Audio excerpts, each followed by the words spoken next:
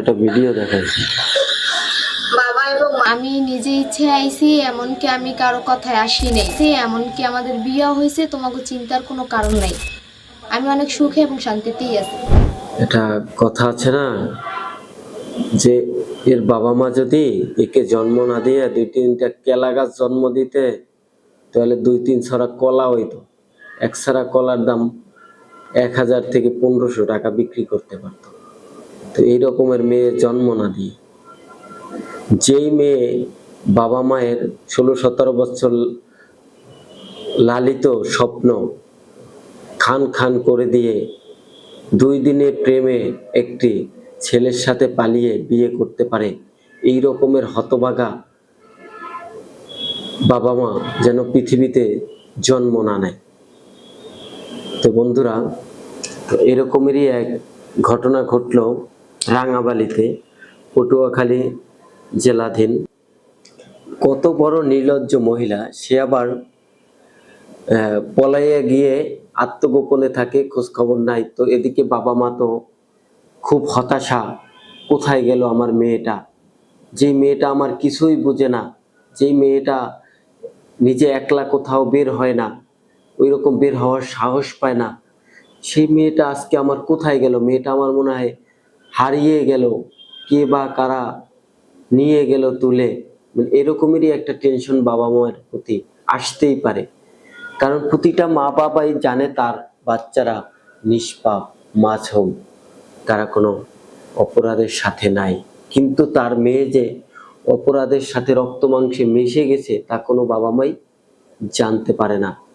তো এরকমেরই এই মেয়ে তাদের মা বাবার মুখে চুনকালি মেখে 2 দিনের সম্পর্কিত একটি ছেলের সাথে আত্মগোপনে থাকার ভান ধরে পরে একদিন পর লাইভে চলে আসলো যে প্রিয় মা এবং বাবা, আমি কোথাও হারাইয়ে যাই নাই, আমি আমার স্বামীর সাথেই আছি, আমি একা, আমাদের বিবাহ হয়ে গেছে। কত বড় নির্লজ্জ বেহায়া মেয়ে, এরকম আবার বলতে পারে। তো এরকমের বাবা মাদের উচিত তাদের মেয়েকে বা সন্তানদেরকে নজরদারিতে রাখে, যে তারা স্কুলে ঠিক মতো যাচ্ছে কিনা, স্কুলে ঠিক মতো ক্লাসগুলো করছে কিনা, এবং স্কুল থেকে কোথায় যাচ্ছে, আসার টাইমে কোথায় যাচ্ছে, অফ ডেতে বান্ধবীর বাসার নাম বলে কোথায় যাচ্ছে, একটু মোবাইলে কার সাথে কথা বলছে বা কি, তাদের চোখের দিকে একটু তাকাইয়া প্রতিটা মা বাবার অনুধাবন করা উচিত যে তার বাচ্চারা আসলে কোন পথে আছে। তাহলে আসলে এই রকমের ঘটনা আমার মনে হয় যে ঘটে না। কারণ প্রতিটা মা বাবারই একটা স্বপ্ন থাকে যে আমার মেয়েটা বড় হবে, লেখাপড়া করবে, একটা চাকরি করবে বা নিজের একটা কেরিয়ার তৈরি করবে, অথবা ভালো লেখাপড়া করবে, ভালো একটা জায়গায় বিবাহ দিব, তো একটা ধুমধাম বিবাহ করে দিব। ছোট ভাই, ছোট বোন, বড় বোন, আত্মীয় স্বজন তারা অনেক আনন্দ উল্লাস করবে বিয়েতে, অনেক ফুর্তি করবে। তো এরকম একটা স্বপ্ন বাবা মার পরিবারের থাকতেই পারে।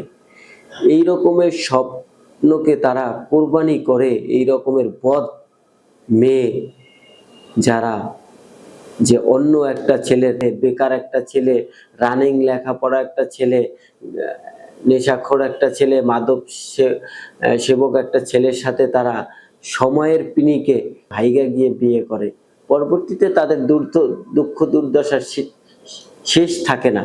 তখন হয়তো মেয়েটা বুঝতে পারে যে না, আসলে আমি আমার মা বাবার বিরুদ্ধে গিয়ে আমি একা একা যে বিবাহটা করলাম, আসলে এটা আমার এটা ঠিক হয় না। আজকে যদি মা বাবার কথা শুনতাম, তাহলে আজকে আমার ফ্যামিলি বা আমার সংসারের অবস্থাটা আমার মনে হয় যে এরকমের হতো না।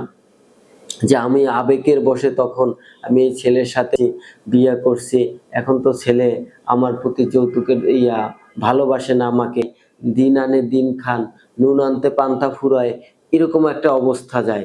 তখন তার সংসারে শান্তি চলে আসে না।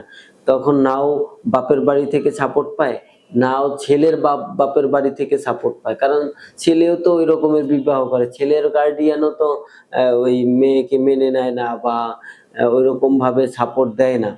তো আমি এরকমের সবাইকে অনুরোধ করব যে আবেগের বশে এরকমের যাতে তোমরা একটা বিবাহ না করো এবং নিজেদের বাবা মায়ের উপর নির্ভরশীল থাকো, নিজেদের ফ্যামিলির উপর নির্ভরশীল থাকো।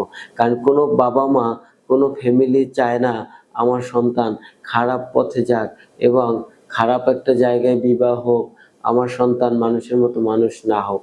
ভালো থাকবেন, সুস্থ থাকবেন, দেখা হবে কোনো এক ভিডিওতে। আল্লাহ হাফেজ।